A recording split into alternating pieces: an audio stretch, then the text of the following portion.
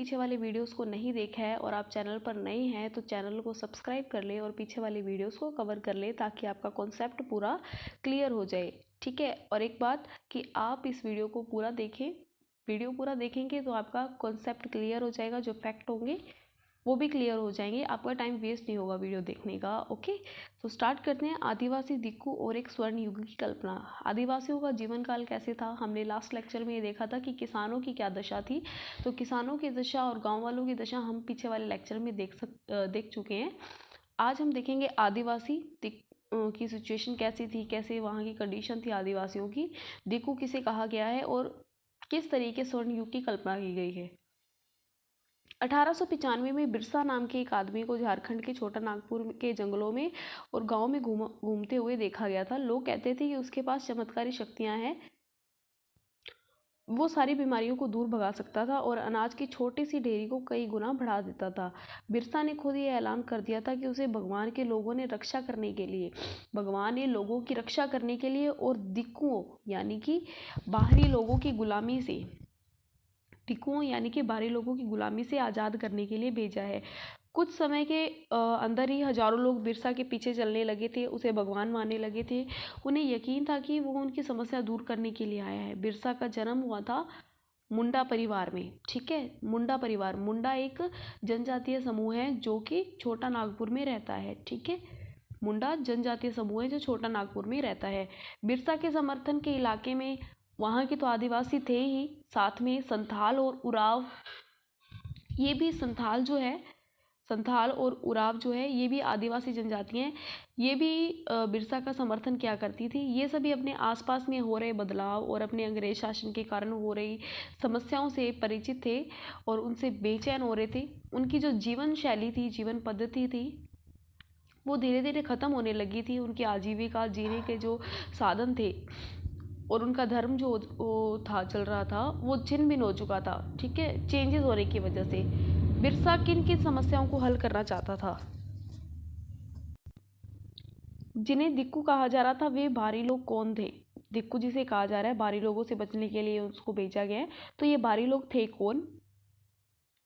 उन्होंने इलाके के लोगों को गुलाम कैसे बना लिया था? जो बाहरी लोग थे उन्होंने आदिवासी इलाके को गुलाम कैसे बना लिया था? अंग्रेजों के राज में आदिवासियों के साथ क्या हो रहा था? आदिवासियों का जीवन किस तरह बदल रहा था? ये सब चीज़ें हम देखेंगे। पिछले साल आदिवासी समाज के बारे में हमने पढ़ा था, वो 7th क्लास की ये बात कर रहे हैं। ज़्यादातर कबीलों के रीति रिवाज और रस्में ब्राह्मणों द्वारा निर्धारित रीति रिवाजों की रस्मों से बहुत अलग होती थी। तो आदिवासियों का जो जीवन था वो ब्राह्मणों के जीवन से काफ़ी अलग था। इनके अंदर ज़्यादा सामाजिक भेद नहीं थे। ठीक है, जैसे कि ब्राह्मणों के सिस्टम के अंदर काफ़ी जाति भेद होते हैं, सामाजिक भेद होते हैं, वैसे आदिवासियों के जीवन में ऐसा नहीं होता था। ये एक कबीले के अंदर ही बंधे होते थे, लेकिन इसका मतलब ये नहीं है कि इनके अंदर आर्थिक और सामाजिक फर्क नहीं था। आर्थिक और सामाजिक फर्क इनके अंदर बिल्कुल था। कैसे फर्क था? ये अपने समझ से जनजातीय समूह किस तरह से जीते थे। 19वीं सदी तक देश के विभिन्न भागों में आदिवासी तरह तरह की गतिविधियों में सक्रिय थे।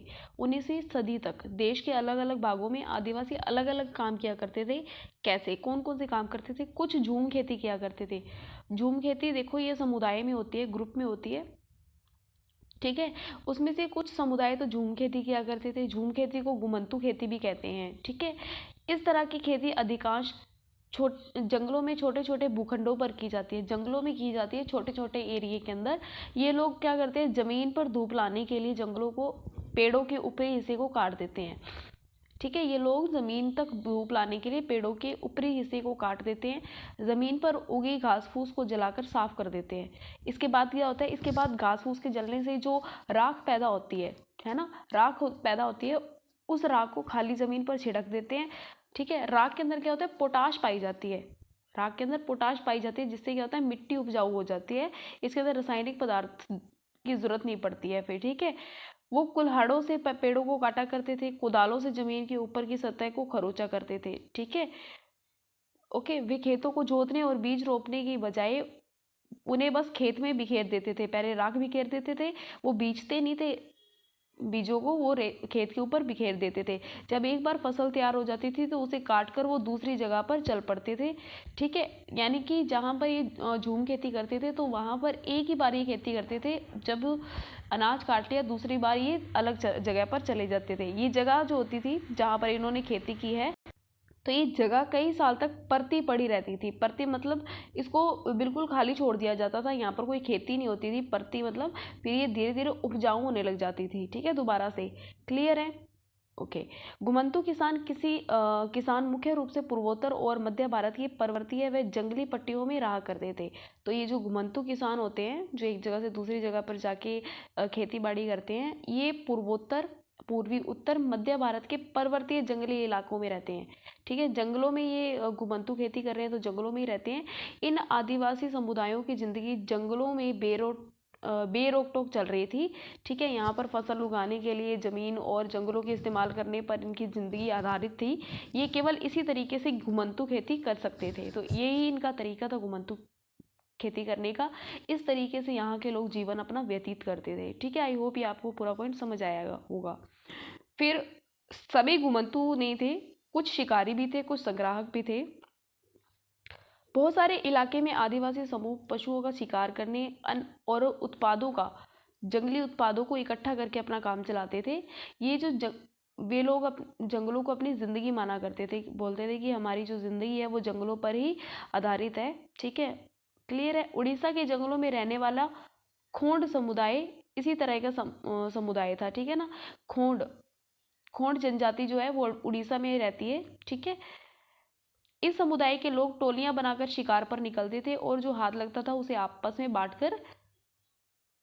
लिया करते थे। ठीक है, वो जंगलों से मिले फल और जड़ें खाया करते थे। खाना पकाने के लिए वे साल और महुआ के बीजों के तेल का इस्तेमाल करते थे। खाना पकाने के लिए कोई सरसों के तेल का नहीं, साल और महुआ के बीजों के तेल का इस्तेमाल किया करते थे। ठीक है, इलाज के लिए वे बहुत सारी जंगली जड़ी बूटियों का इस्तेमाल करते थे। जंगलों से इकट्ठा की हुई चीज़ों को स्थानीय बाजारों में बेच दिया करते थे। जब भी स्थानीय बुनकरों और चमड़ा कारीगरों को कपड़े और चमड़े की रंगाई के लिए कुसुम और देखो जब उनको चमड़े की स्थानीय लोगों को चमड़े और कुसुम की जब जरूरत होती थी रंगाई की, तो वो लोग कुसुम और पाशाल उपलब्ध करवाते थे।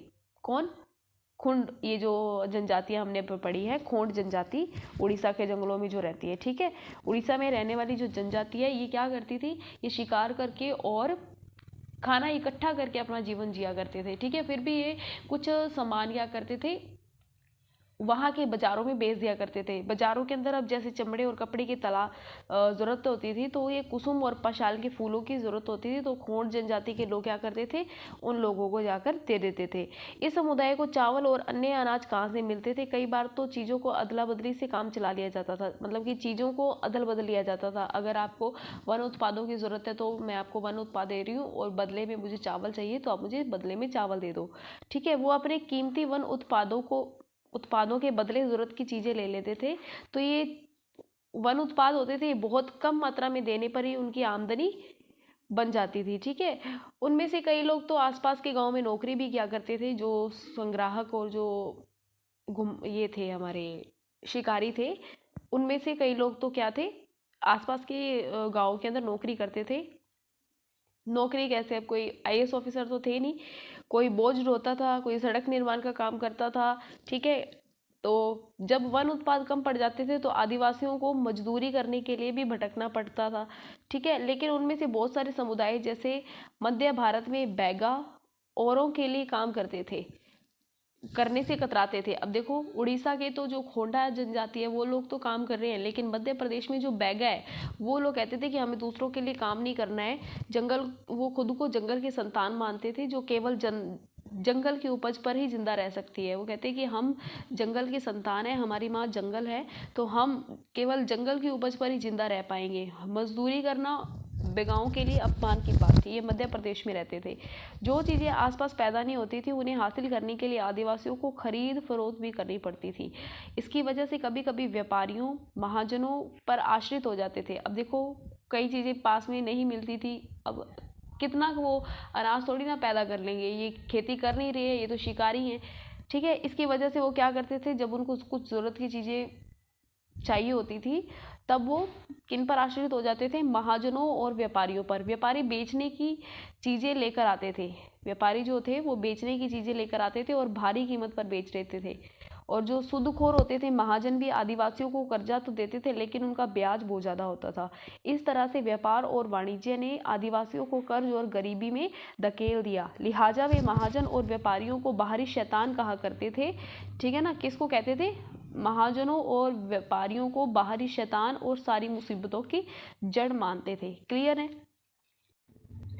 कुछ लोग जो थे वो जानवर पाला करते थे। ठीक है, जानवरों को पालतू बनाते थे। देखो अब तक हमने देख लिया है कि घुमंतू यानी कि खेती वाले किसान हो गए, ठीक है, और हो गए संग्राहक, शिकार। और संग्राहक और शिकारियों के अंदर कुछ लोग जो है वो नौकरी भी करते हैं। ठीक है, लेकिन मध्य प्रदेश का जो हमने देखा था जनजाति, जो हमने देखी थी मध्य प्रदेश की, वो बैगा जो जनजाति थी वो नौकरी करने से थोड़ा बचते थे।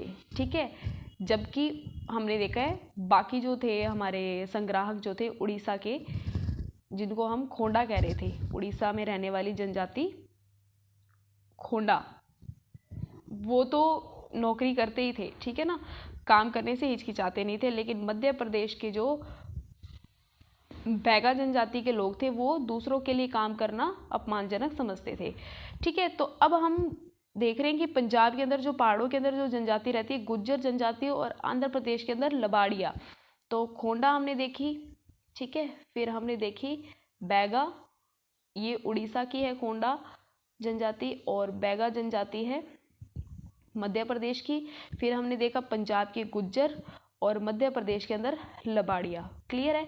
तो 4 समुदाय हमने देख लिए। ये समुदाय क्या थे? गुज्जर और लबाड़िया समुदाय, ये गाय और भैंस की झुंड पाला करते थे। कुल्लू के गद्दी समुदाय के लोग गडरिये थे। कुल्लू के गद्दी समुदाय, तो कुल्लू के अंदर कौन सा समुदाय आ गया?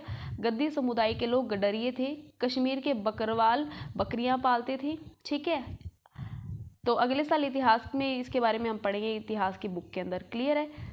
तो कुछ लोग एक जगह खेती करते थे। देखो हमने देखा घुमंतू खेती, एक जगह से दूसरी जगह जाकर। अब ये बात आ गई कुछ लोग एक जगह खेती करते थे। 19वीं सदी से पहले बहुत सारे जनजातीय कबीले एक जगह टिककर खेती करने लग गए। वे बार बार जगह बदलने की बजाय साल दर साल एक ही जगह खेती करने लगे। वे हलों का इस्तेमाल करने लगे। धीरे धीरे उन्हें ज़मीन पर अधिकार भी मिलने लग गए थे। बहुत सारे समुदायों में छोटा नागपुर के मुंडाओं, छोटा नागपुर के मुंडाओं, तो छोटा नागपुर के अंदर कौन सी जनजाति है? मुंडा जनजाति। ये हमने स्टार्टिंग में देख लिया था। ठीक है, मुंडाओं की तरह जमीन पूरे कबीले की संपत्ति होती थी। जो जमीन होती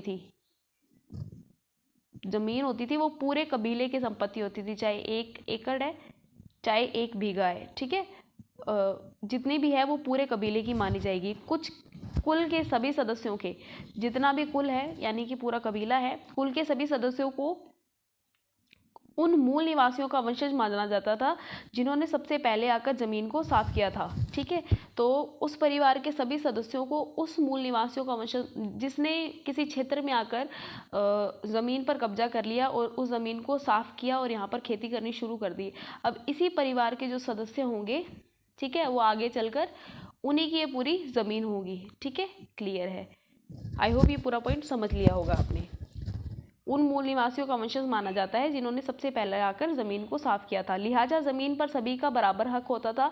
फिर भी अक्सर ऐसा होता था कि कुल के कुछ लोग औरों से ज़्यादा ताकत जुटा लेते थे और वो मुखिया बन जाया करते थे, और बाकी उनके अनुयायी होते थे। जो ताकतवर होते थे वे खुद खेती करने की बजाय अक्सर ज़मीन पर बटाई कर देते थे, यानी दूसरों को कहते थे कि आप हमारी ज़मीन पर खेती कर लीजिए।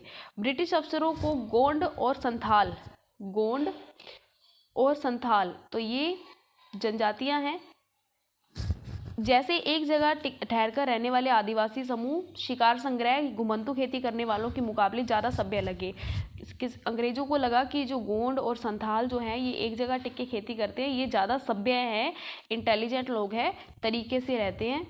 जबकि जो आदिवासी है एक जगह से दूसरी जगह पे घूम के खेती करते हैं, पशुपालन करते हैं, और जो शिकारी करते हैं ये इतने सभ्य नहीं हैं। जंगलों में रहने वाले लोग थे उनको कहा जाता था बर्बर। उनको जंगली कहा जाता था। अंग्रेज़ों को लगता था उन्हें स्थायी रूप से एक जगह बसाना और सभ्य बनाना ज़रूरी है। तो कल हम पढ़ेंगे औपनिवेशिक शासन में आदिवासियों के जीवन पर क्या असर पड़े। तो आज हम प्राचीन भारत के इतिहास के अंदर कवर कर रहे हैं जैन धर्म को, ठीक है। तो आज मैं उस पर एक वीडियो अपलोड कर दूंगी, आप ज़रूर देखना, काफ़ी इंटरेस्टिंग वीडियो होगा।